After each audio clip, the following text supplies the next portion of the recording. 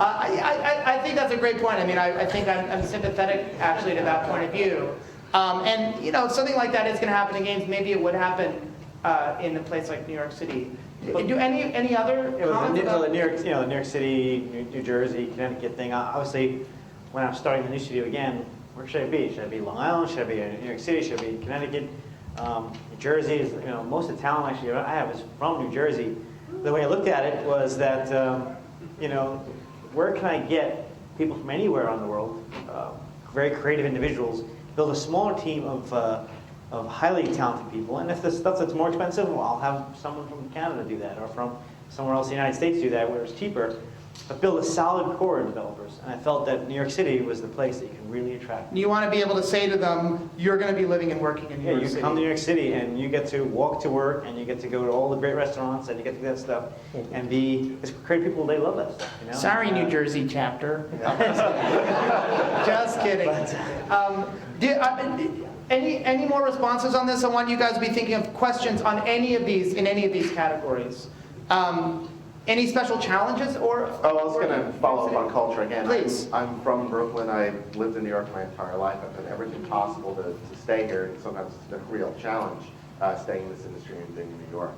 And as Frank just said, you get to walk to work, which is something I do. And one of the nice things about running our own company is you get to pick how far that walk is going to be, which I recently did. So now I walk about 1.5 miles each way, 3 miles a day, which is fantastic. And I just get to walk through, from Broadway, from Columbus Circle down to Chelsea, basically. And it's just a great experience. I just walk through all these different neighborhoods. You can see how things change. We're located in what Wade told me was affectionately called the counterfeit district, where on 28th and Broadway, where if you want to buy a Rolex watch, you can do that. Okay. So and I'm 1 block away. But it's just a great neighborhood to be in, and to follow up on culture. Well, since I walk to and from work, I get exposed to all these different things. And a few months ago, while we were working on some of the themes for the music for the characters for Wings, I was on a car radio or a boombox or something, but there was like this strong Latin rhythm that I was like really grooving on, and I was carrying it with me into work, and I'm like, okay, we're making this kind of a song, and it was a lot of fun. I mean, that's still my favorite song in the game that we just finished. I think that's a really great anecdote about walking to work, the particular kind of urban experience you can have in New York City, the particular kind of cultural mix that that's here in the city. It's a nice anecdote about how you actually use that directly in your development. We're really interested in games that take place in public space and games that take place in urban space, and games that use urban space and create new kinds of urban experiences. And so there's no other place that we would like to be in. And just a month or so ago, there was a festival called the Come Out and Play Festival, which was just a gathering of people who are interested in this new sort of emerging form of street gaming and urban gaming.